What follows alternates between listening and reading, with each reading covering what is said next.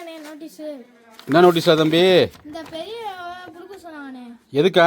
இந்த மண்ணை காக்கிறதுக்காக போராட்டம் பண்றாங்கண்ணே. மண்ணை காக்க போராட்டம் பண்ணாங்கடா தம்பி. கூட்டத்துக்கு போனோம்னா கோட்ரு வாங்கி தர மாட்டாங்க, பிரியாணி கிடைக்காது, டீ வாங்கி தர மாட்டாங்க.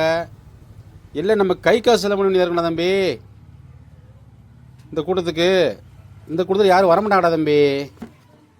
அண்ணே உங்க படிப்புக்கு எத்தனை வருஷம் தியாகம் பண்ணிருக்கீங்க? தம்பி நான் 8ஆம் வகுப்பு வரைக்கும் படிச்சிருக்கேன். 13 வருஷம் தியாகம் பண்ணியிருக்கேன் தம்பி. உங்க குடும்பத்துக்காண்டி எத்தனை வருஷம் தியாகம் பண்ணிருக்கீங்க? தம்பி என் குடும்பத்துக்கு கிட்டத்தட்ட 30 வருஷம் தியாகம் பண்ணியிருப்பேன் தம்பி. ஒரு நாய்க்கு ஒரு வேளை சோறு வச்சானா நம்மளை எங்கே பார்த்தா வாழாட்டிட்டே வருதுனே.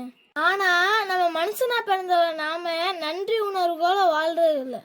இந்த மண்ணு மேல நம்ம எத்தனை வருஷம் வாழ்றோம். ஆமா. ஆனா இந்த மண்ணுக்காண்டி ஒரு நாள் போராட்டம் பண்ணலாம்லண்ணே. தம்பி நீ நல்லா புரிய வச்சுட்ட.